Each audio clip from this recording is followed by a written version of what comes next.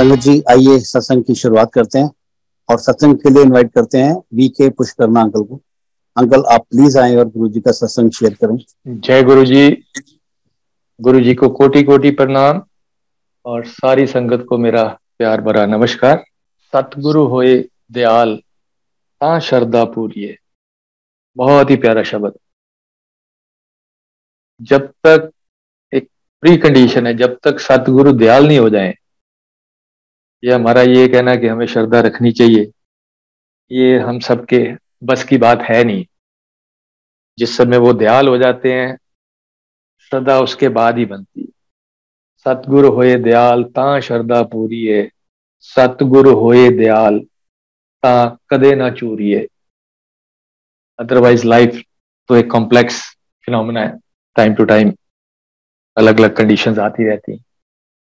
तो जो मेरा गुरु जी के पास जाना, या ये कहूँ कि उन्होंने जब मेरे को अपनी चरण शरण में लिया, तो दिस वाज इन ईयर 2004। मैं अदरवाइज ये कहता हूँ कि जब तक वो डिसाइड नहीं करें गुरु जी महाराज, तब तक हम में से कोई किसी को वहां लेके नहीं जा सकता। किसी के कहने पे वो वहां पे रुक जाए, ये पॉसिबल नहीं है। गुरुजी ही डिसाइड करते हैं किसको आना है, कब आना है और कैसे वो प्लान करते हैं। ये उनका एक मास्टर प्लान है। तो मेरे साथ 2004 में कुछ इस तरह से हुआ घटनाक्रम। हमारी फैमिली में से कोई अ, ऐसी बैकग्राउंड नहीं कि गुरुजी के पास या गुरुओं के पास जाने की। वो रिलीजियस थे, मंदिर जाने का वो प्रोसीजर था। तो जो गुरुजी के पास, जिसको कहते हैं पहले गुरुजी तैयार करते आप, और सही मायने में उससे कुछ समय पहले अगर मेरे को कोई ये कहता कि चलो आओ गुरुजी के वहां चलते हैं, तो शायद मैं कहता कि नहीं जी, मैं मंदिर जाता हूँ और मेरा डायरेक्ट गॉड के साथ रिश्ता है।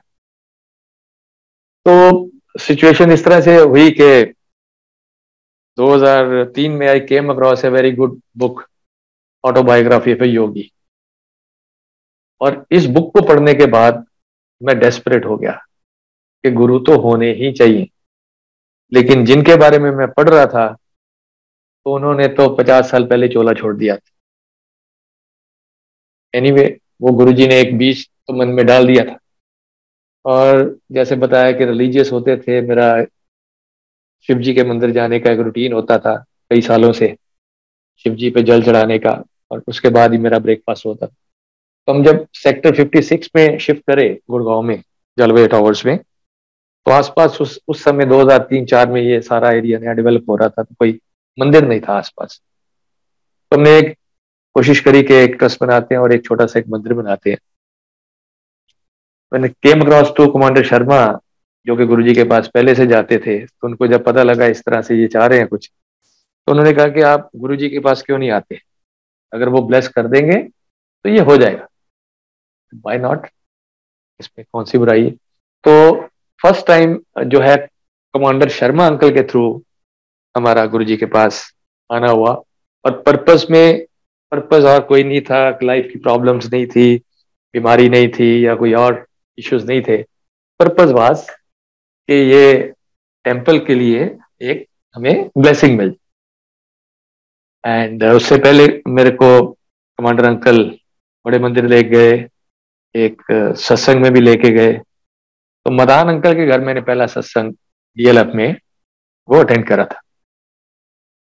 तो ऑनेस्टली स्पीकिंग, तब तक कमांडर अंकल से काफी सत्संग सुन भी लिए थे, लेकिन अभी क्या है कि वो दिमाग जो है अभी बट में चलता रहता है। और जो वो मैंने बताया ऑटोबायोग्राफी या फिर योगी पढ़ी थी, तो उसके बहुत सारे इंस्टांसेस जो उसमें थे, तो जो कि अभी सिमिलर काइंड ऑफ जो कमांडर शर्मा मेरे साथ शेयर कर रहे थे, तो मुझे लग रहा था कि उसी जमाने की बातें हो रही है। एनीवे, जिस समय मदान अंकल के घर में सत्संग में गया, तो देखा इतने प्यार से लोग माथा टेक रहे हैं, गुरुजी का स्वरूप लगा हुआ था वहां पे, और इतने नतमस्तक हो रहे हैं जैसे भगवान को माथा टेक रहे हैं।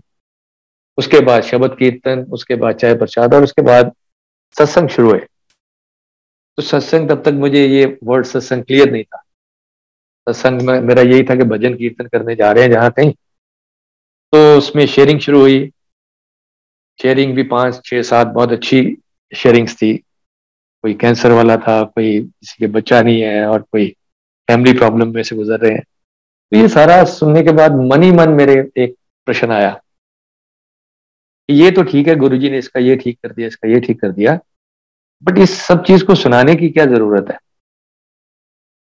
एक स्टेप और नीचे उतरा कि मुझे ऐसा लगता है कि ये कोई गुरुजी का मार्केटिंग डिपार्टमेंट इन एक्शन है। तो इंसान अपनी तुच्छ बुद्धि के हिसाब से सोचता है, लेकिन कमांडर शर्मा के साथ मैंने ये जिक्र नहीं करा। एनीवे, आ गए। आने के बाद जो फर्स्ट टाइम गुरुजी के पास गए, so this was 29th of July 2004। तो हम 8 10 ट्रस्टीज थे उस मंदिर के, 10 15 लोग। बहुत ही बढ़िया एनवायरनमेंट लगा। आज भी मेरे को बिल्कुल क्रिस्टल क्लियर याद है कि जब एम्पायर स्टेट में से सीढ़ियों पे एंटर करके जब गुरुजी महाराज के पहले दर्शन हुए, तो साइड बोर्ड पे बैठे हुए थे गुरुजी, साइड वाले किचन के बाहर, और ऐसे उनकी दृष्टि हम पे पड़ी, और ऐसा उस समय महसूस हुआ जैसे कि कई सालों का जो है एक संबंध था, वो जैसे वापस मिल रहे हैं आफ्टर आफ्टर ईयर्स टुगेदर, जन्मों के बाद। बड़े प्यार के साथ माथा टेका, बैठे, शब्द कीर्तन अमेजिंग। मैं पंजाब से हूँ वैसे, सिंस 1990 से मैं गुड़गांव में था। तो बहुत अच्छा लगा शब्द कीर्तन सुन के। पिन ड्रॉप साइलेंस, हल्का सा एक ग्लास भी चाय वाला दूसरे के साथ टकरा जाए तो उसकी भी आवाज आती थी। और शब्द कीर्तन के बाद लंगर प्रसाद हुआ 4 लोगों में। एंड सब्सिक्वेंटली कमांडर अंकल ने बोला कि गुरु जी पंजाबी बोलते हैं, पंजाब से हैं, तो आप पंजाबी जानते हो। तो जितनी धड़ल्ले के साथ उस दिन बात करी, उसके बाद मुझे पता लगा कि गुरुजी कई बार तो 6 6 महीने साल साल बात ही नहीं करते। तो उस दिन गए, माथा टेका, गुरुजी को बोला इस काम के लिए आए हैं, ये मंदिर के लिए। And he said blessed. इतना कह के बाहर आ गए।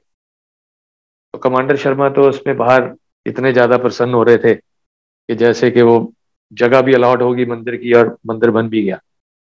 लेकिन मुझे उतना नहीं पता था तब तक।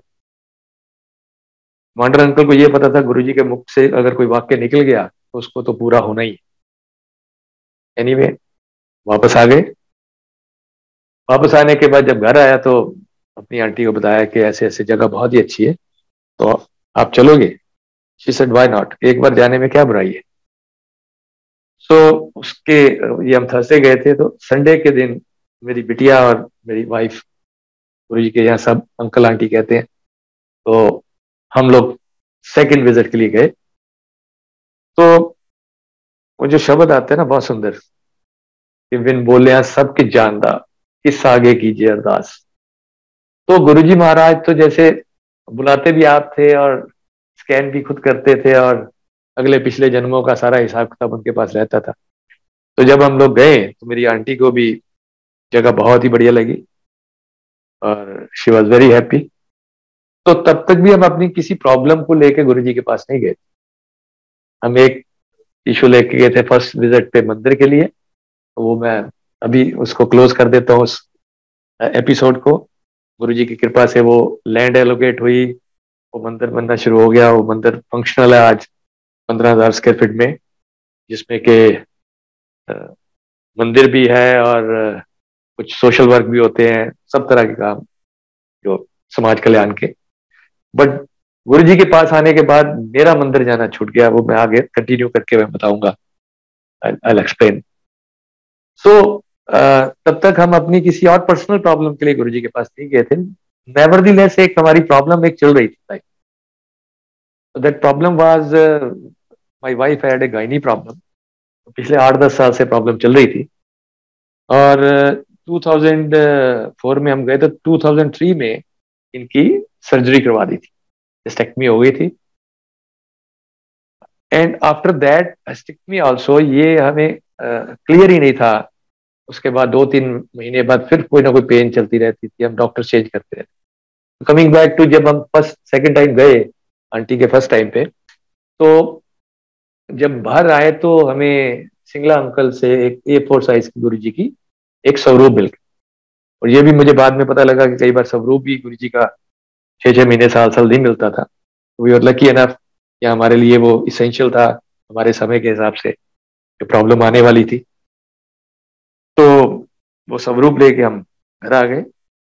और जैसे मैंने बताया कि प्रॉब्लम तो हमारी चल रही थी, तो 2-3 दिन के अंदर अंदर आंटी की इतनी ज्यादा सीवियर पेन शुरू हुई, इतनी सीवियर पेन शुरू हुई कि ये कहने लगी, आप तो कहते थे गुरु जी का स्वरूप घर आ जाता है तो कल्याण हो जाता है, ये मेरे साथ क्या हो रहा है।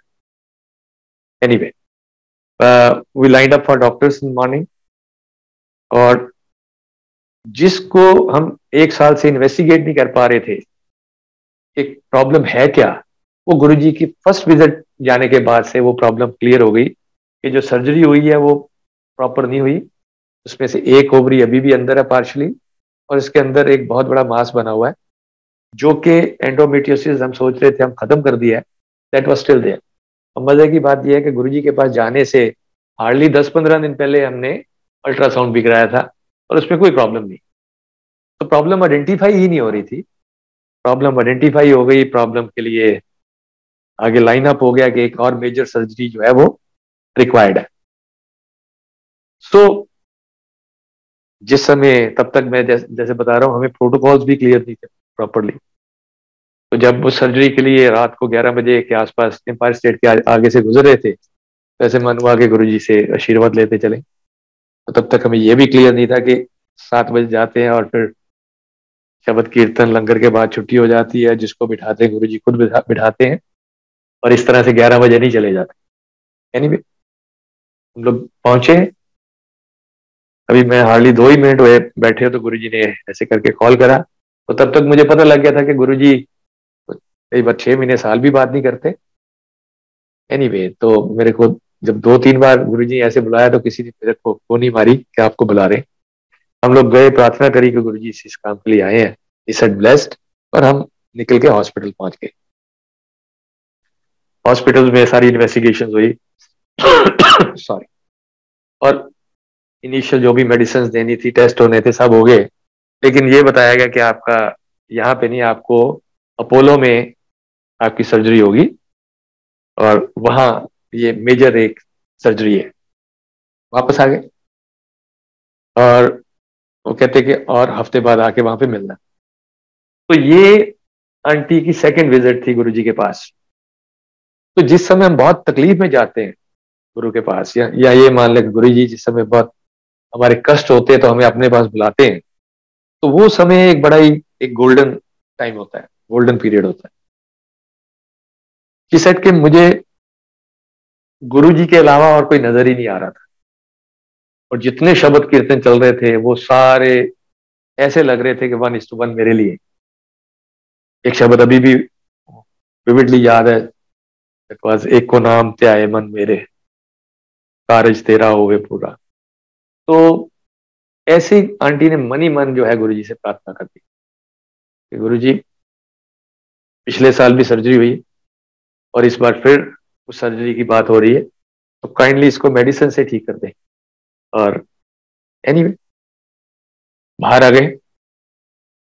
उसके बाद जब डॉक्टर्स के पास गए तो डॉक्टर्स ने क्रिटिकली बोला कि नहीं, ये सर्जरी मस्ट है, अदरवाइज आपकी किडनीज डैमेज हो जाएंगी और यूरिनरी सिस्टम गड़बड़ा जाएगा। और डॉक्टर ने डेट भी दे दी, और ये डेट वही थी जो पिछले साल सर्जरी हुई थी, 2003। एनीवे, मेरे को पता कि मैं इसको अपोलो से घर कैसे लेके आऊं, she was quite down. And उसके बाद जो है, गुड़गांव में सिर्फ एक सत्संग होता था महीने में गुरुजी की आज्ञा से। एंड दिस वाज, इस पर्टिकुलर मंथ में, अगस्त में, भाटिया आंटी के घर DLF में गुरुजी की आज्ञा से एक और सत्संग रखा गया 15 अगस्त में। तो जब मैंने आंटी को बताया कि वो सत्संग है, आपने चलना है, तो शी सेड नो, कि वहां लोग अपना अपना सुनाएंगे, मेरा ये हो गया, ये हो गया। मैंने तो गुरुजी से प्रार्थना करी थी कि ये मेरा हल कर दो बिना सर्जरी के। लेकिन मेरी तो डॉक्टर्स ने सर्जरी लाइन अप कर दी है, फिक्स कर दी है, तो आप चले जाओ। तो मैं गया। जाने के बाद जो शब्द कीर्तन के बाद जब सत्संग सुना, तो एक डिलो आंटी थी, उन्होंने जो सत्संग शेयर करा वो कुछ आइडेंटिकल था that of my wives problem. उनके कुछ ओवेरियन सिस्ट थे, सर्जरी के लिए लाइंड अप थी, इसी वजह से उनको बुखार हुआ, सर्जरी रुक गई। और जब दोबारा सर्जरी के लिए गए तो डॉक्टर्स ने बोला कि आपके वो सिस्ट ब्रस्ट हो गए हैं और you don't need a surgery, जैसे मुझे एक इंडिकेशन गुरुजी दे रहे हो। वापस आए, मैंने कहा ऐसे ऐसे है, and then we went for another opinion from another doctor. और उन्होंने भी जाते सारी वही रटी रटाई बातें, surgery is a must and so and so fourth.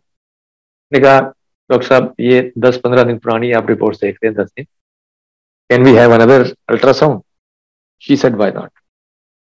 और अल्ट्रासाउंड हुआ, एंड मेडिसिन अपनी जगह पहले भी चलती थी, अब भी चली थी। Thank you so much to Guru ji महाराज कि जो मास इतना बड़ा बना हुआ था वो 70% रिड्यूस था, kidney was back to the normal size. और जो डॉक्टर थी वो, उनके मुंह से वही शब्द निकले जो आंटी ने गुरुजी से मन ही मन एम्पायर स्टेट में बैठ के मांगे थे। तो शी सेड के this can be handled with medicine, surgery is not required. उसके बाद अपोलो वाली डॉक्टर्स के पास भी गए, वो भूल गए कि मैंने सर्जरी की डेट दे रखी है, उन्होंने मेडिसिन लिख दी। And that day in 2004 and today is 23, 19 years down the line, उस सर्जरी की कभी जरूरत नहीं पड़ी। सो गुरुजी ने ये 2 हफ्ते में हमारे साथ 1 अगस्त से लेके ये 16 अगस्त तक इतनी फास्ट ये सब कर दिया कि उससे अगला सत्संग केंद्रीय विहार में था, गुड़गांव में, 29 अगस्त को। तो वहां पे मैं ये पूरी फाइल मेडिकल की लेके गया हुआ था और हाथ खड़ा कर रहा था जिस समय सत्संग की बारी आई। एंड आई शेयर दिस सत्संग विद डॉक्यूमेंट्री एविडेंसेस, अपनी साथ में रिपोर्ट्स दिखा के ये क्योंकि वो इंजीनियरिंग बैकग्राउंड वाले हैं, scientific background, logical mind, documentary evidences, ठीक है जी। तो ये सारा वहां पे मैं शेयर कर रहा था, और जैसे जैसे शेयर करता जा रहा था तो मैं अब शर्मिंदा भी हो रहा था। शर्मिंदा इस वजह से हो रहा था कि कुछ हफ्ते पहले ही मैंने फर्स्ट सत्संग में मदान अंकल के घर में मैंने मन ही मन ये सोचा था कि ये गुरुजी का मार्केटिंग डिपार्टमेंट कनेक्शन है, और गुरुजी ने 2 हफ्ते में ही मेरे साथ इतना कुछ कर दिया कि अगला सत्संग शेयर कर रहा था। और तब मुझे ये सत्संग की इंपॉर्टेंस समझ में आई कि व्हाट इज सत्संग। एक तो सत्संग is basically the company of truthful people, कि जो भी हम बात शेयर करते हैं, जो ब्लेसिंग्स हुई हैं उसको सच्चाई के साथ बयान करते हैं। और जब हम उस वो सिचुएशन को रीलिव करते हैं, जिस समय हम अपना सत्संग शेयर करते हैं, तो we relive all those moments, और तब हमें वापस से रियलाइज होता है। अदरवाइज तो हमारे साथ आज कुछ अच्छा हुआ है, गुरुजी ने आज कृपा करी है, और 2 साल बाद पूछो तो हम में से बहुत सारों को तो याद भी नहीं होती। वो इतनी कृपा करते हैं, इतनी बड़ी लिस्ट है, हम लिस्ट भी कर लेते तब भी उसमें से 10 आइटम हम छोड़ जाते हैं। तो जिस समय भी हम सत्संग करते हैं तो we relive all those moments, और तब हमें पता लगता है कि उस समय हम कितने डेस्परेट सिचुएशन में थे, कितनी हमारी बुरी हालत थी उस समय, और कैसे गुरु ने उसमें से हमें बाहर निकाला है। एंड साथ ही साथ जिसको गुरु जी कहते थे कि सत्संग करने वाले का भी कल्याण, सत्संग सुनने वाले का भी कल्याण। तो जो 15 अगस्त वाला सत्संग मैंने सुना, वो मेरा सुन के कल्याण हुआ। और उसके बाद जब टाइम टू टाइम इस सत्संग को मैं शेयर करता रहा, तो कई आंटीज इन दिस 19 years वो आती रही कि इस सत्संग को सुनने के बाद हमारी ये वाली प्रॉब्लम के लिए हम इस पर्टिकुलर रास्ते पे हमें गुरुजी ने डाला। So this is amazing process, और इतना आसान तरीका गुरुजी ने ये हमारे लिए दे दिया, इतना आसान तरीका दे दिया गुरु की वड्याई करने के लिए। कि एक शब्द आता है ना कि मांगना मांगन नीका, हर जस गुर ते मांगना, कि गुरु गुरु से जो है हम उसका यश, हर जश, हरि का जश। और गुरु तो जैसे मैं पीछे बता रहा था कि मेरा मंदिर जाना बंद हो गया इस सारे एपिसोड के बाद, तो मेरी ये फीलिंग थी कि गॉड जो है उनके आमने सामने हम बैठ गए, उनकी कृपा से गॉड ने अपने आप को रिवील कर दिया है और मेरे जैसे तुच्छ प्राणी को अपनी शरण में लेके मुझे अपना आप दिखा दिया है। तो जो मेरी रेस थी वो फाइंड गॉड, वो गुरु जी के पास आने के बाद वो खत्म हो गई। So it's not like that कि एक ही महीने में हम लोग सब ऊंच नीच में से गुजरते हैं। It took me around 5 to 6 months, कि जिसमें 6 महीने बाद फिर मैं गुरु जी के स्वरूप के सामने खड़ा हुआ अपने घर, एंड देन सेड कि आज के बाद अगर गॉड एग्जिस्ट करता है, राम भी आप हैं मेरे लिए, कृष्ण भी आप हैं, हनुमान जी भी आप हैं, माता दुर्गा भी आप हैं, शिव जी भी आप हैं, एनी गॉड। और मैं बहुत सारे जो है, मेरा एक रिचुअल होते थे, रूटीन होते थे कि मैं, मेरा 1 डेढ़ घंटे का रूटीन होता था जिसमें, और हर साल मैं वैष्णो देवी जाया करता था, अमरनाथ यात्रा 2 3 बार गया। गुरु जी के पास आने के बाद तो फिर ये हो गया कि मंदिर जाना भी मेरा, इट्स नॉट लाइक दैट कि मैं मंदिर जाता हूँ तो मैं, जितने भी भगवान है वो गुरु जी, उनमें देखते हुए मैं सबको प्रणाम करता हूँ। मंदिर जाऊं, गुरुद्वारा जाऊं, चर्च जाऊं, कहीं किसी जगह ऐसा नहीं है कि इट्स नॉट, मैं नहीं जाता। यहाँ जाते हैं तो मैं गुरु जी महाराज को इसमें से देखता हूँ और प्रार्थना यही करते कि गुरु जी ये वाला जो है भाव जो है मेरा, अपनी कृपा से हमेशा हमेशा बनाए रखना, कि आपको परमात्मा से एक स्टेप नीचे भी नहीं देखूं। मैं ये नहीं देखूं कि गुरु ने मेरे को परमात्मा को मिला दिया, मेरा गुरु ही मेरा परमात्मा है। मतलब उसके बाद तो जिसको कहते हैं ना, there is no looking back.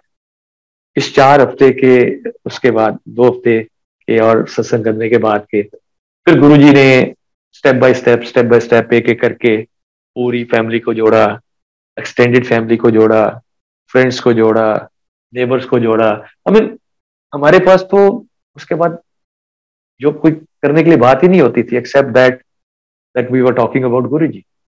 और वो इन्वायरमेंट जो है इतना खूबसूरत होता था, एम्पायर स्टेट का इतना खूबसूरत था कि एक तो अब ये था कि गुरु जी कोई प्रवचन नहीं देते थे। तो नॉर्मली हम टीवी पे देखते थे या उसमें देखते थे गुरु हैं और फिर वो कुछ इनिशिएशन करते हैं, प्रवचन देते हैं वो। तो I was not of that build of that person की ये सब सुनने के लिए। और ये बहुत बढ़िया था कि गुरु जी तो कुछ कहते ही नहीं, कोई प्रवचन ही नहीं देते, बिल्कुल जो पिन ड्रॉप साइलेंस में आपको, जैसे प्रिंसिपल बैठे हुए हैं और गुरबानी चल रही है, शांति के साथ बैठ के आपको वो सुना रहे हैं।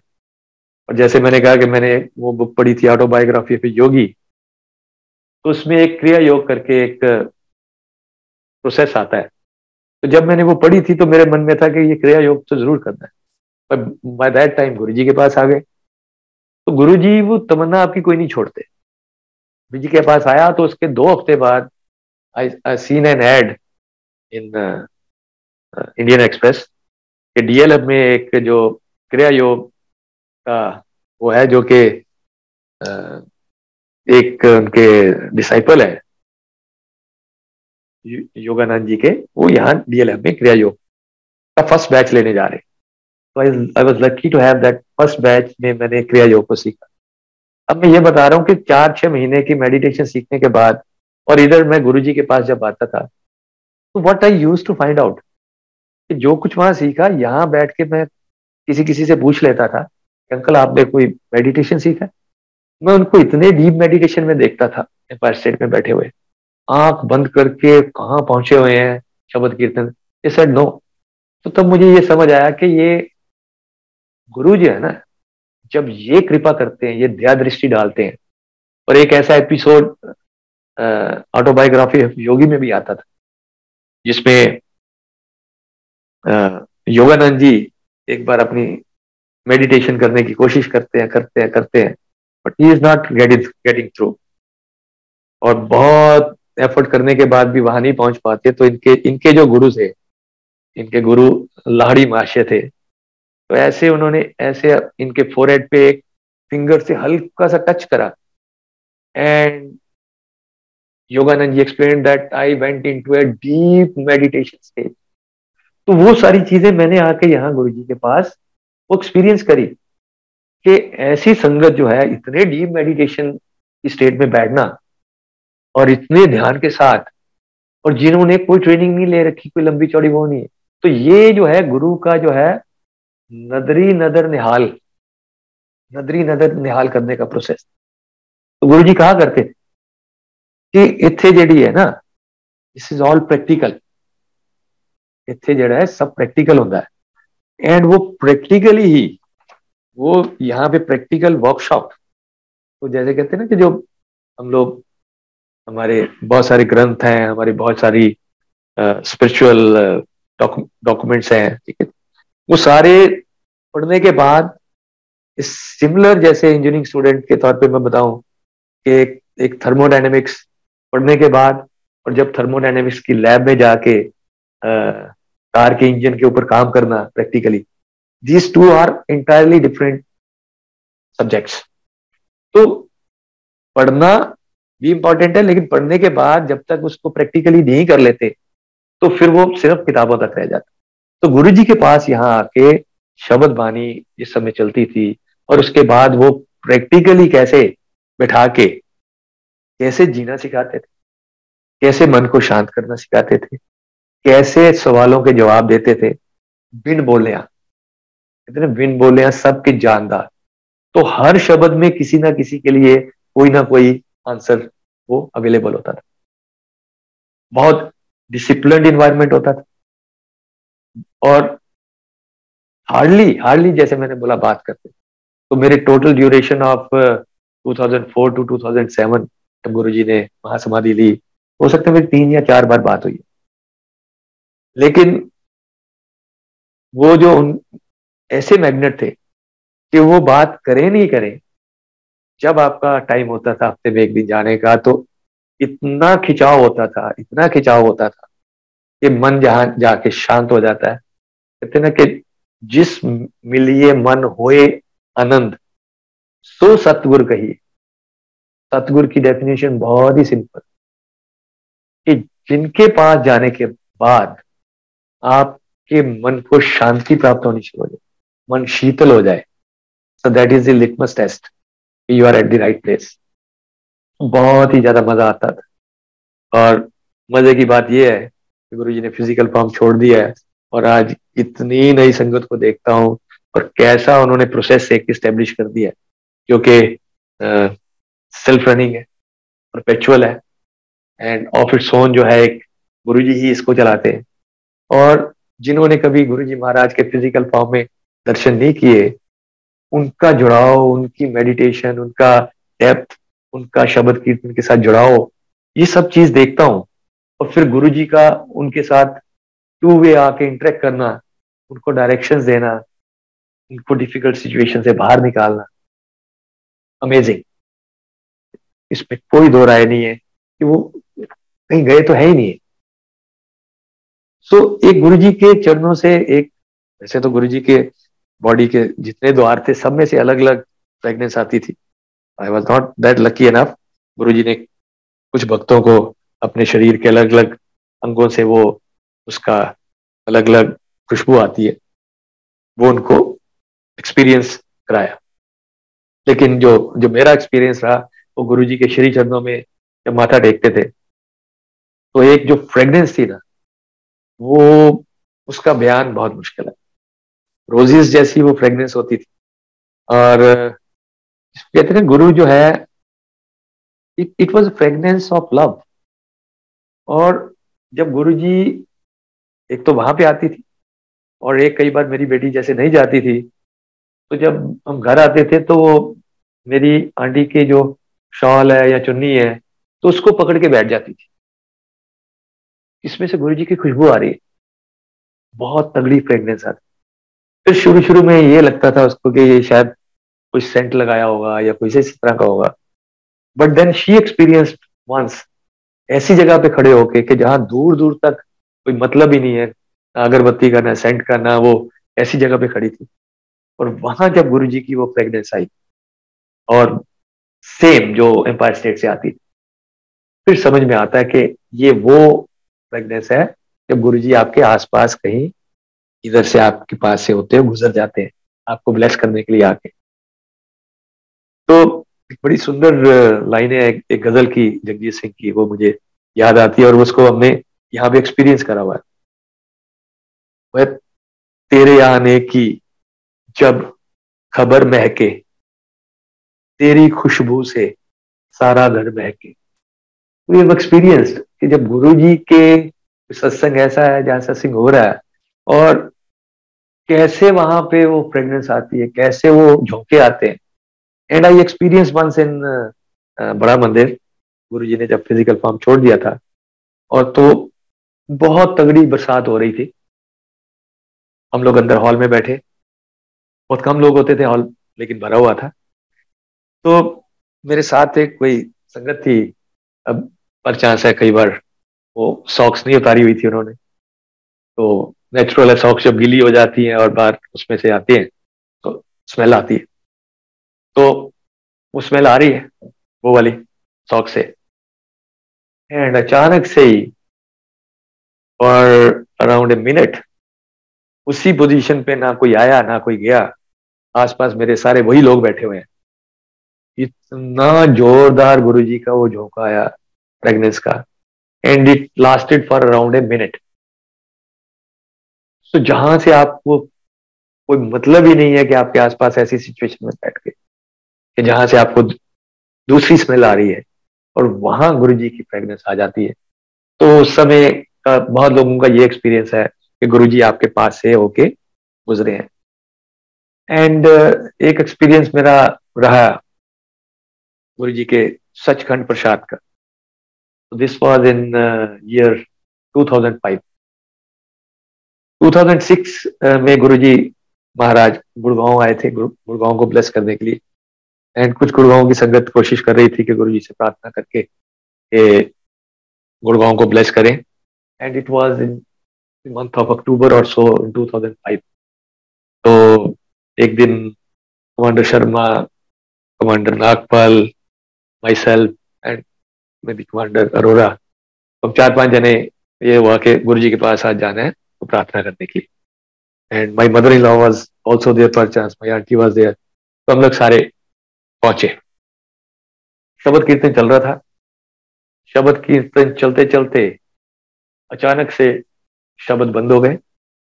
गुरुजी महाराज ने ऐसे करके दोनों हाथ जोड़ लिए, and I was so happy to see that भाई गुरु जी महाराज अपने गद्दी पे बैठे बैठे मेडिटेशन में, डीप मेडिटेशन में चले गए। That was a amazing moment for me. तब तक मुझे नहीं पता था क्या होने जा रहा है। एंड आफ्टर फ्यू मिनट्स गुरु जी के हाथ में एक बहुत बड़ा एक लड्डू प्रसाद था। एंड उस समय एम्पायर स्टेट में नीचे और ऊपर मिला के रफली 300-400 के आसपास संगत होगी। And then we were told कि ये सबको थोड़ा थोड़ा मिलेगा।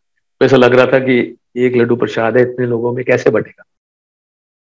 बट इमेजिन के एक नहीं, आधे लड्डू प्रसाद में ही करीबन 300-400 लोगों को, 300-400 संगत को गुरुजी ने वो प्रसाद दिया।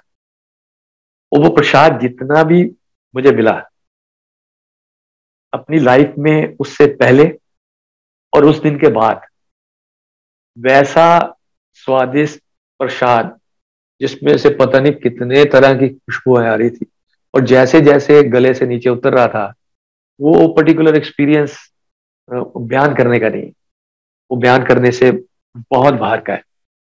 सो पहले सुना करते थे कि गुरुजी महाराज कभी ऐसे करके सचखंड का प्रसाद प्रकट करते हैं। We are lucky enough. And इसी तरह से जैसे फर्स्ट मुलाकात में बात हो गई थी, फिर उसके बाद गुरुजी ने एक बार आफ्टर 3 to 4 months जब मैं माथा टेक रहा था, तो देन ही सेड कि जा तेरा कल्याण किया। तो गुरु जी के मुख से ये वाले वचन जो है, इनकी इंपॉर्टेंस बाद में समझ में आती। एंड अदर 2-3 ओकेजन्स पे, एक जब गुड़गांव सत्संग में आए थे, देन ही सेड या ऐशकर। Another occasion when it was clear form satsang, जहाँ गुरु जी ने सुनामी आने पे कितने भक्तों की जान बचाई थी, कितनों की। वो are suppose to be at those places जहाँ सुनामी आया था, और गुरु जी ने उनकी जो है टिकट्स कैंसिल करके बोला कि इस सत्संग में आना जरूरी, इसमें आना आपने। सो उस सत्संग में गुरु जी ने ब्लेसिंग दी थी, जा ऐश कर। अब जा ऐश कर का मतलब अलग अलग लोगों के लिए अलग अलग हो सकता है। कुछ के लिए शायद मटीरियलिस्टिक डोमेन में या इसमें भी आ सकता है, लेकिन जो मुझे ये समझ में आया ये 18-19 साल में, life is a roller coaster. ये अपने आप में ऊंच नीच सारी दिखाती है, लेकिन जहाँ ऐश कर का मतलब गुरु जी ने मोटे तौर पे जो समझाया है कि ऊंच नीच जितनी भी आती रहे, अब मैं 100% तो नहीं क्लेम कर सकता, 80 to 90% वो टाइम्स पे जो है वो मन को शांत रखते हैं। सो वो पीस ऑफ माइंड देना, ह्यूमन बीइंग है और अपने अपने कर्म बाकी भी काटने हैं। तो जो 5-10% ऐसे कभी आ जाती है डिफरेंट सिचुएशंस की वजह से, तो वो part and parcel of life है। लेकिन जो ऐश वाला पोर्शन ये है कि ऐसी सिचुएशंस आने के बाद भी जो मन को उन्होंने शांत रखा है, सो वो किसी भी ऐश से वो छोटी चीज नहीं। तो उनके ब्लेस करने के अलग अलग तरीके, ये बहुत ही एक वंडरफुल तरीका था गुरु जी का। तो जैसे उसके बाद बताया कि there was no looking back. हमारे फैमिली, एक्सटेंडेड फैमिली और हर एक का अपना अपना अपना अपना सत्संग है। एक सत्संग जो मेरे को गुरु जी महाराज के फिजिकल फॉर्म छोड़ने के बाद 2008 में लेफ्ट साइड पैरालिटिक अटैक हुआ था, फेशियल, और 2014 में राइट साइड। और ये दोनों एपिसोड गुरु जी की कृपा से 1 वीक से ज्यादा नहीं चले।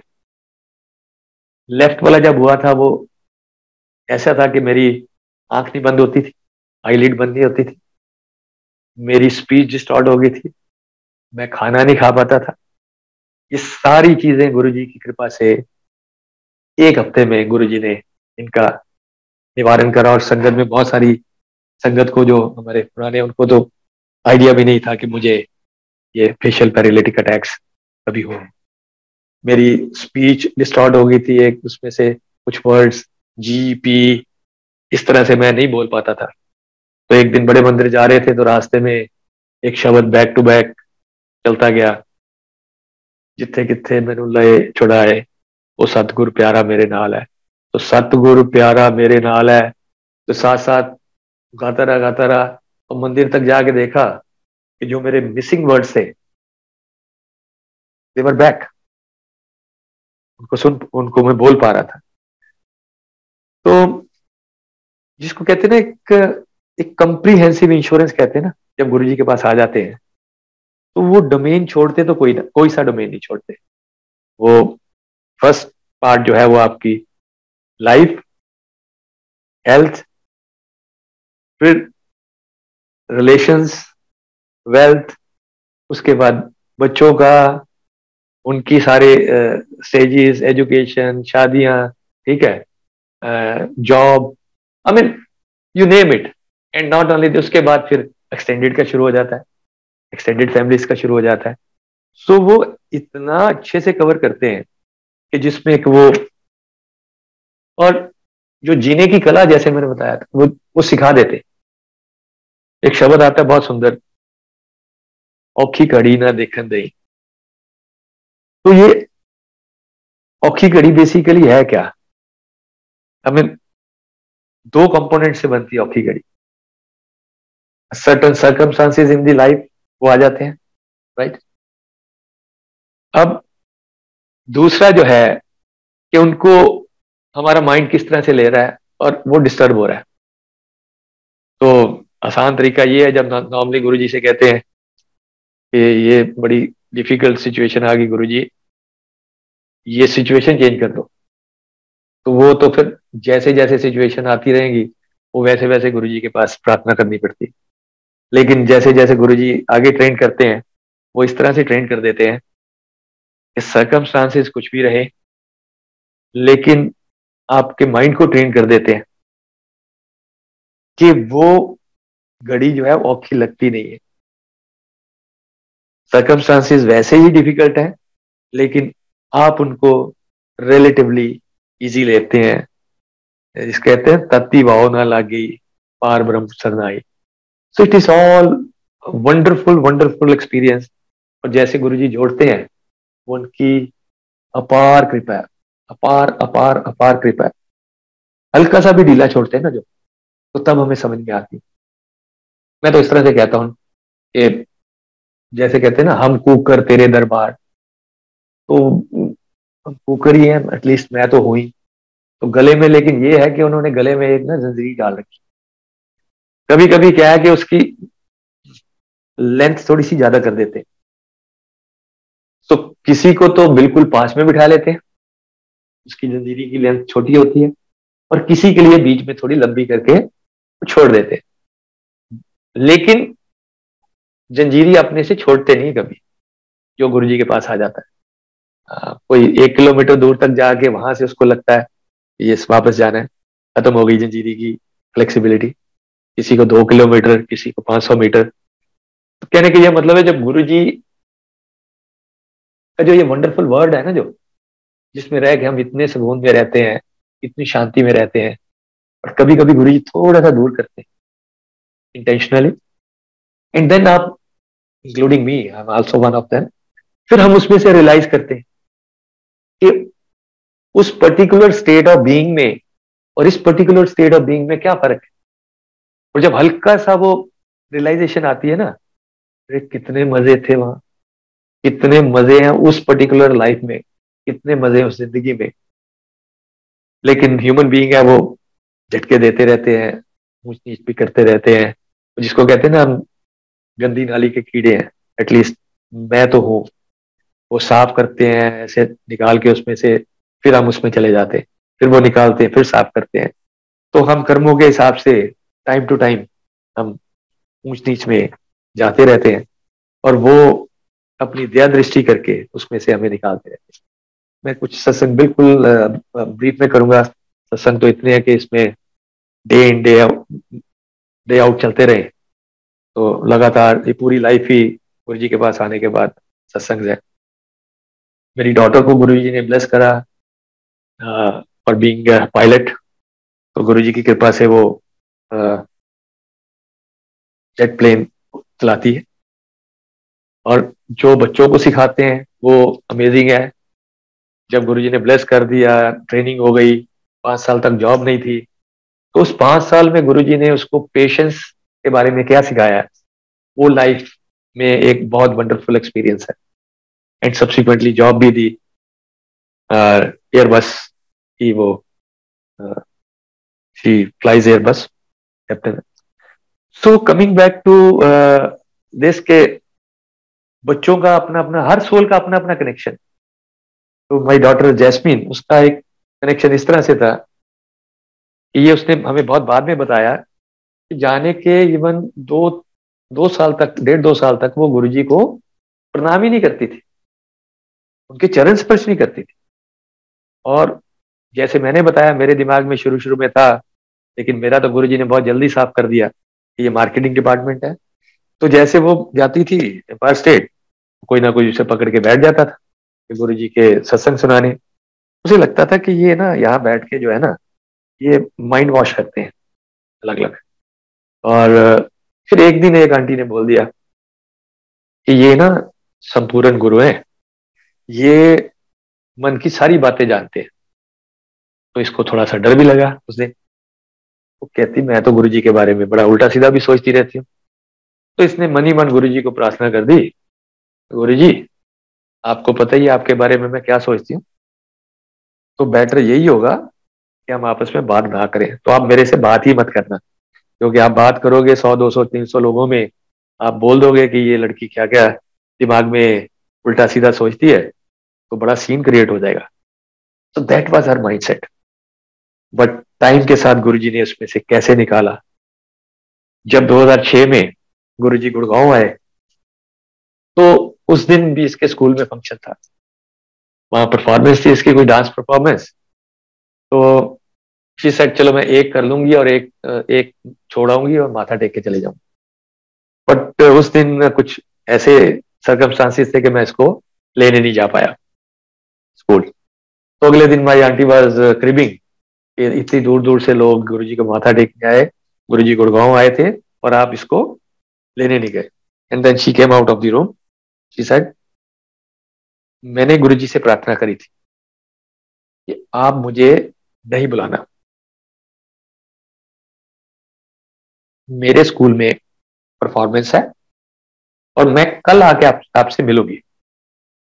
तो ये कहती डोंट वरी, आई मीन मैंने ही बोला था, ये भी बात खत्म हो गई।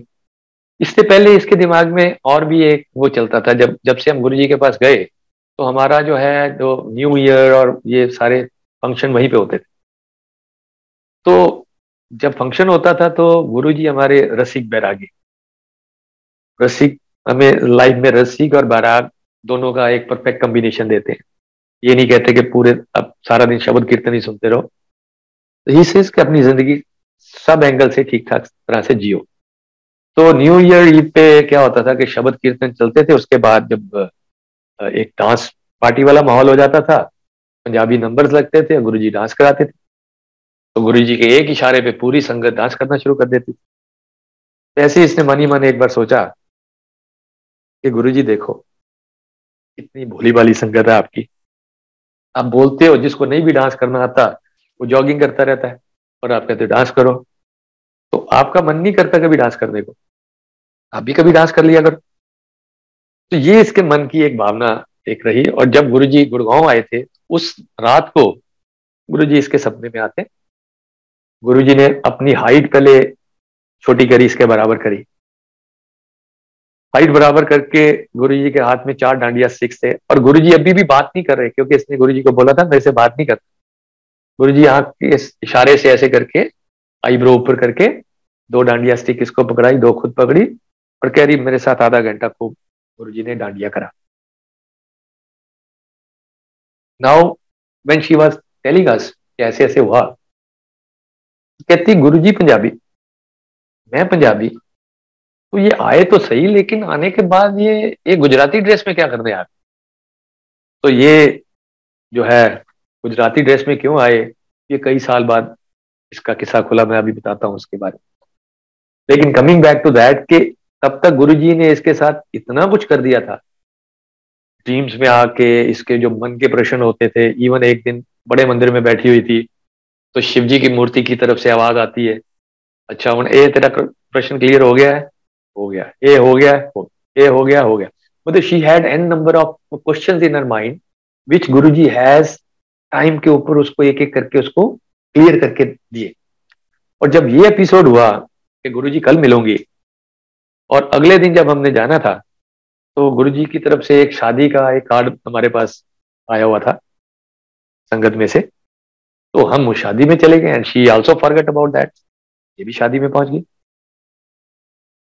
शादी में एंजॉय कर रहे थे। तो व्हाट शी सीन करीब 8 बजे के आसपास कि वो मेन गेट से गुरुजी आ रहे हैं एंड शी वाज शॉक्ड कि ये कौन है जो अपने भगत का प्रॉमिस नहीं टूट जाए उसके लिए ये यहां पे आ रहे हैं।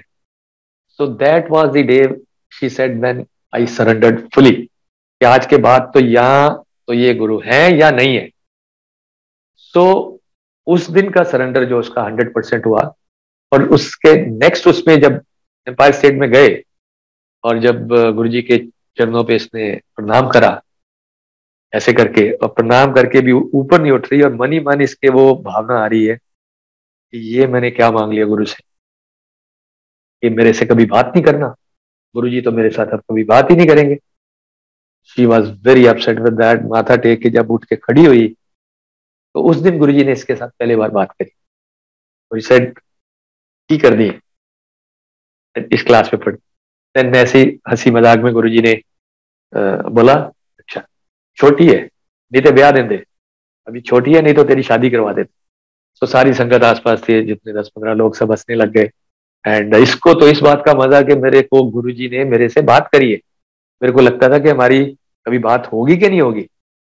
सो दैट इज हाउ गुरुजी, मतलब इमेजिन के गुरुजी फिजिकल फॉर्म में अवेलेबल हैं। हम तरसते हैं उनके चरणों में माथा टेकने के लिए, लेकिन वो गुरु की वो है, किसको टेकने देना है, किसको नहीं देना, किसकी सरेंडर कब करवाना है। तो अदरवाइज जब तक उनका हुक्म नहीं होता, तब तक आप वहां जाके भी गुरु के चरणों में माथा नहीं टेक सकते। वहां जाना तो बहुत ही अपने आप में एक वो है, वो जब वो चाहते हैं तभी जाते हैं। नहीं, सत्संग इसके अलावा भी बहुत सारे हैं, लेकिन आज का बहुत शॉर्ट नोटिस के ऊपर अंकल का मेरे पास कॉल आया करीबन 7:30-8 बजे। बट आज का दिन इंपॉर्टेंट था। अब दिन इंपॉर्टेंट किस तरह से, मैं 10 एक मिनट अपनी मदर का सत्संग करूंगा एंड देन आई शेयर के why this day is important. But coming back to that, वो मैं भूल गया कि वो जो गुजराती ड्रेस में आए थे गुरुजी, तो वो उसका क्या मतलब था। तो जब जैस्मिन की मैरिज की प्रपोजल आई आफ्टर 10 years, 2006 और 2017 में, 16-17 में जब भी, so the boy was from Gujarat. तो हमारे लिए उसको डिसीजन को लेने में कोई लंबा चौड़ा समय नहीं लगा, कोई लंबी चौड़ी मेरे को डिटेल्ड इन्वेस्टिगेशन नहीं करनी पड़ी, कोई फैमिली बैकग्राउंड नहीं जाननी पड़ी। बिकॉज आज से 10 साल पहले गुरुजी महाराज गुजरात को इसके लिए ब्लेस कर गए थे। Coming back to my mother's सत्संग, माई मदर जब तक वो 78 years के आसपास की, कभी उन्होंने हॉस्पिटल की शक्ल नहीं देखी। तो इट इज इन 2014 जब उनको फर्स्ट टाइम उनकी हॉस्पिटलाइजेशन हुई और उनकी हिस्टेक्टमी हुई, सर्जरी हुई, कुछ और प्रोसीजर्स हुए। एंड उसके बाद तो ऑन एन एवरेज साल में एक बार तो उनकी हॉस्पिटलाइजेशन होती थी। और उसमें कैसे, वो डायबिटिक्स होती थी। पहली तो ये है कि डायबिटिक्स से गुरुजी ने उनको नॉन डायबिटिक्स में कर दिया, उनकी डायबिटिक्स की मेडिसिन बंद हो गई। और रादर एक बार तो एक किस्सा ये आ गया था कि उनको हाइपोग्लिसियमिया हो गया था। उनका शुगर लेवल जो मैं चेक करा था तो 37 था। और मुझे ये नहीं लग रहा था कि इनको बेड से लेके लिफ्ट तक भी लेके जा पाएंगे, बिल्कुल शरीर उन्होंने छोड़ दिया था। बट जय गुरु जी करके हम निकले हैं। तो मेरे यहाँ से पारस हॉस्पिटल, ना सॉरी, ये आर्टिमिस हॉस्पिटल का करीबन 15-20 मिनट की ड्राइव है। बट गुरु जी की कृपा से हम लोग 10-12 मिनट में पहुंचे। वहां पे डॉक्टर्स ने अटेंड करा, 5-7 लोगों की टीम थी, और बोले कि 2-1 मिनट की देरी होती तो हम नहीं बचा पाते। तो गुरु जी ने संभाला, लाइफ की एक्सटेंशन दी। इसी तरह उनका हार्ट जो है, since last year 8 years she was operating on A heart condition of 33%। 33% पे गुरुजी ने पिछले 8 साल से उनको उसके साथ चलाया, अच्छी लाइफ दी। देन ये she had AICD implant, so that is something like pacemaker की तरह एडवांस्ड वो होता है। उनकी हार्ट बीट बहुत ज्यादा बढ़ जाती थी। वो कोरोना से जस्ट पहले करा, कोरोना के क्लिक होने से जस्ट पहले दिसंबर में कर दिया। 2 साल तक हॉस्पिटल्स में गई नहीं, लेकिन वो दोनों साल उनको कोरोना हुआ अच्छे लेवल का, बट बिना हॉस्पिटल गए घर पे रह के उनको गुरुजी महाराज ने कृपा करी, ऐसा करा। जस्ट अभी फरवरी की बात है, तो उनका जो है सोडियम लेवल लो हो गया था, से थोड़ी डिसओरिएंटेशन हो गई, एक बार गिर गए थे तो वो, so that was a little tough time जिसमें। बट वो एपिसोड भी जब हॉस्पिटल लेके गया तो मैं लामा पे ही लेके आऊँ वापस उनको 3-4 घंटे में। और घर आने के बाद उनको सिंपल जो है सॉल्ट दे के 2 दिन में वो episode disappear. So now coming back to के why today's day is important, आज का दिन को याद करने के लिए इम्पोर्टेंट है। सो और क्योंकि समय भी गुरुजी डिसाइड करते हैं, कितनी एक्सटेंशन देनी है वो भी डिसाइड करते हैं।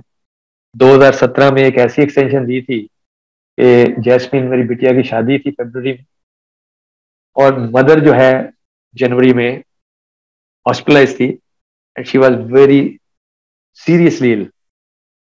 ऑनेस्टली स्पीकिंग, मुझे उस समय ये नहीं क्लियर था कि ये शादी हो पाएगी कि नहीं हो पाएगी। और गुरुजी ने वहां से इनको एक्सटेंशन दी। उस एक्सटेंशन के साथ जो बिटिया का शादी का सत्संग था, ये हॉस्पिटल से डिस्चार्ज होकर सीधा शादी वाले सत्संग की साइट के ऊपर आई। उसके बाद शादी अटेंड करी अच्छे से एंड देन 2017 ऑनवर्ड ठीक ठाक लाइफ जो है अच्छे से बिताई। Now I have a younger brother in Ludhiana, Ramesh uncle. अभी उनको कुछ दिनों से हो रहा था कि मुझे लुधियाना जाना है उसके पास, पेरेंट्स दोनों को। So on 30th of March we shifted with younger one, Ramesh uncle. तो वहां रहे, but it was on 6th of May, अभी पिछले महीने की बात है। ये इनका मैरिज एनिवर्सरी का दिन होता था and this was her 65th marriage anniversary. Guruji की कृपा से उनकी गोल्डन जुबली बहुत अच्छे से सेलिब्रेट हुई थी। तो ये इनकी 65th मैरिज एनिवर्सरी पे हम लोग गुड़गांव से हम लोग गए कि चलो लुधियाना में जाके थोड़ा पेम्पर करते हैं इनको। और लेकिन वहां जाने के बाद देखा कि उस दिन उनकी तबीयत ठीक नहीं थी। तो 6 तारीख को इनको हॉस्पिटलाइज कराया। तो हॉस्पिटलाइज कराया अगेन। इस समय हमने करवाया था न्यूरो में कि कहीं अल्जाइमर या उस तरह की कोई एज रिलेटेड प्रॉब्लम तो नहीं होगी ब्रेन के साथ, उसकी इन्वेस्टिगेशंस के लिए। बट वो सारी रिपोर्ट्स पर perfectly alright. Again there was electrolytic disbalances, sodium was low, थोड़ी सी डिसोरिएंटेशन थी। वो एक हफ्ते में सारी चीजें नॉर्मल होके आज 13 तारीख, 13 जून है तो 13 मई को वहां से उनका डिस्चार्ज प्लान हुआ। 13 मई को घर पे आए डिस्चार्ज होके। तो आज की रात 13 और 14 की रात बहुत शांति के साथ सोए। और जो एक हफ्ता हॉस्पिटल में बिताया उन्होंने इस बार, तो that was very very peaceful. उसमें 1 घंटा तो कम से कम शब्द कीर्तन चलता था जिसमें वो शांति के साथ सुनते थे। और लेकिन इस बार उनकी जो है स्वेलो करने की ताकत कम हो गई थी, वो एनजी ट्यूब लगानी पड़ी थी। और जब डिस्चार्ज होके घर आए हैं तो उसमें भी अभी ट्यूब लगी हुई थी। डॉक्टर्स का कहना था धीरे धीरे देखते हैं कि इसको रिमूव कैसे करना है, अभी मेडिसिन और फूड इससे जाता रहेगा। 13 को बहुत शांति के साथ सोई। 14 का दिन बहुत अच्छे से निकला। एंड जैसे कहते हैं ना, गुरु जी ने किसको किस समय कहाँ पे रखना है वो सारा मास्टर प्लान उनका होता है। देन तक के वो एक लुधियाना में एक सत्संग था, तो रमेश अंकल लुधियाना में सत्संग में कुछ सेवा में रहते हैं। तो उसको करीबन 10-12 साल हो गए। तो दिस वाज द फर्स्ट सत्संग जो वो जिस सत्संग पे थे। तो उन्होंने मेरे को पूछा चलना है, तो मैं 2-3 बार 4 बार मना करा। फिर ऐसे ही मन में आया कि चलो मतलब ठीक हो गया, आ गए तो शुक्राना कराते। तो गए और मैं वहां पे सत्संग कर रहा था। सत्संग करने के बाद मैं लंगर लेके जल्दी निकला है बाहर। मैं क्या, मैं चलता हूँ घर पे, आप आ जाना। अभी मैं आधे रास्ते में पहुंचा, गुरुजी ने मेरे को ऐसी रोड पे डाल दिया कि जो कि was on the wrong direction, और उसका 10-15 किलोमीटर आगे जाके यू टर्न मिला मुझे। एंड मेरे ब्रदर का कॉल आता है, रमेश अंकल का, के वो घर से एक कॉल आया, समथिंग इज रॉन्ग। तो वो रश करके मेरे से पहले घर पहुंच गए। मेरे को करीबन आधा घंटा लगा घर पहुंचने में एडिशनल। एंड गुरुजी ने जो टाइम निश्चित कर रखा है, जिसके पास निश्चित कर रखा है, वो इतने साल से गुड़गांव में थे, बहुत साल लुधियाना में भी रहे, लेकिन अभी पिछले सिंस अराउंड 30 years के आसपास, 25-30 ईयर के बीच में यहाँ थे। इतने से साल वहां पे भी रहे। लेकिन इस समय की जो है वो जगह, समय, किसके पास से जाना है, ये सब गुरु जी ने निश्चित कर रखा था। तो जो डिस्चार्ज होकर ठीक ठाक 13 तारीख को आ गए थे, 14 मई को शाम को जिस समय उनको वापस हॉस्पिटल के लिए लेके जा रहे थे, सौन दी वे गुरु जी के चरणों में वो चले गए। लेकिन जिसको ये कहते हैं ना, वो गुरु जी फिर ताकत इतनी देते हैं कि वो शब्द एक आता है ना बहुत सुंदर, जिसकी वस्त सोई ले जाएगा, रोज किसे क्या कीजिए। तो गुरु जी के लिए कोई रोष नहीं है, शुक्राना है। Very thankful. She was 87 plus. और इस समय की जो स्वेलो नहीं कर पाना, मुंह से खा नहीं पाना, ट्यूब के थ्रू से जाना सामान का, राइट। तो जो श्वास उन्होंने जितने लिखे थे, रादर एक बार मुझे याद है जब वो उनकी 37 शुगर रह गई थी, आज से 4-5 साल पहले, तो जब वापस आए ठीक हो गए, तो गुरु जी की स्वरूप की तरफ देख के रोने लग गए। मैं कहा, क्या हुआ है? कह रहे, मैं इनको कह रही हूँ कि अब मेरी को ले जाना था, अभी मुझे पता भी नहीं था, क्यों आपने मेरे को यहाँ अभी फिर इसमें डाल दिया है झंझट में। तो मैंने कहा, ऐसा है, गुरु जी महाराज कहते हैं कि आपके कर्मों के जितने भी लेजर के जो सफे हैं ना, अगले पिछले, वो मुझे फाड़ने होते हैं इसी जन्म में। तो मैंने कहा, आपके अभी वो कुछ बचे हुए हैं, तो गुरु जी ने वो फाड़ने। नंबर 2 पे गुरु जी ने डिसाइड कर रखे है कितने श्वास है, ना उससे एक ज्यादा, ना उससे एक कम। तो वो जब वो समय आता है, तो I was there at Ludhiana for 7 days। ऐसे नहीं कि मैं यहाँ था और वहां हो गया।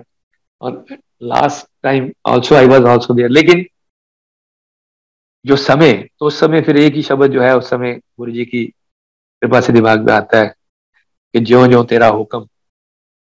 सिखाते तो बहुत डिफिकल्टी से है इसको, बाकी स्ट्रेंथ भी वही देते हैं। इसी को कहते हैं औखी कड़ी ना देखन दई, या ताती भाव ना लगे। तो मन को उस तरह से वो शांति प्रदान करते हैं। और यहाँ से लुधियाना जाना, और लुधियाना की इतनी गुरु जी की संगत का उनको हाथ लगना, ये सारे के सारे महाराज के प्लांट खेल हैं। तो उनके जो खेल है, उनका जो हुक्म है, वो सर माथे पे है। हमें शांति भी देते हैं, बट नेवर दी लेस जो मदर है, उनका एक अपना एक इमोशनल बॉन्डिंग वो हमेशा रहता है। तो वो दिन भी याद रहते हैं, और वो उनकी यादें तो हमेशा हमारे साथ रहेंगी रहेंगी। She lives in our heart. और जिस तरह से उन्होंने हमें अच्छी वैल्यूज दी हैं और हमें सही डायरेक्शन दी लाइफ में, we are very thankful. So that is why this day was important. और आज कभी कभी बीच में, जैसे कहता हूँ ना मैं, रोलर कोस्टर है लाइफ, ऊंच नीच आती है इसमें। उस ऊंच नीच में कभी कभी सैडनेस भी आती है, और कभी कभी खेड़ा भी आता है, खुशी भी आती है। तो वही देखते हैं कि जैसे हम गुरु के पास होते हैं ना, उसकी थॉट्स में होते हैं, उसके सत्संग में होते हैं, उसकी शेयरिंग में होते हैं, तो we are all together in different plane, खेड़े में होते हैं। तो वो जो ये वाला आज का दिन था, अगर ये सत्संग नहीं शेयर कर रहा होता, तो शायद मैं कुछ उन यादों में ज्यादा टाइम स्पेंड हो जाता मेरा।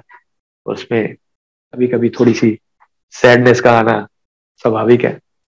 तो जिंदगी जीना वो सिखाते हैं, बट जिसमें कहता हूँ ना कि वो आपको रेस करते हैं, हर सोल को वो इवॉल्व करते हैं। हर सोल की अपनी अपनी जर्नी होती है, इवॉल्व करते हैं, एक प्लेन से वो दूसरे प्लेन पे लेके आते हैं, उससे अगले प्लेन पे लेके आते हैं। लेकिन कभी कभी जब ऊपर वाले प्लेन से फिर नीचे वाले प्लेन की कभी विजिट करा देते हैं, तो जब सिचुएशंस डिफिकल्ट आती हैं, तो कभी कभी नीचे वाले प्लेन पे आके हम जो है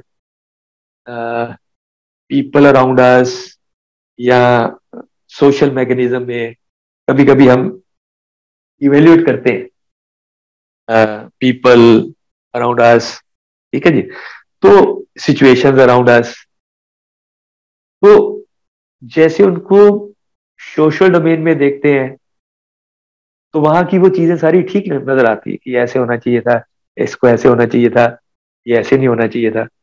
बट जैसे ही वो फिर सद्बुद्धि देके जैसे ही नेक्स्ट प्लेन पे लेके जाते हैं, तो वो नीचे वाले जो सोशल डोमेन में रहते हुए इवेल्युएशंस, जजमेंट्स, थॉट प्रोसेसेस, ठीक है, वो उनमें से निकाल के वापस एक ही झटके में वो हुक्म में ले आते हैं कि जो कुछ हो रहा है ये मेरे हुक्म के अंडर हो रहा है।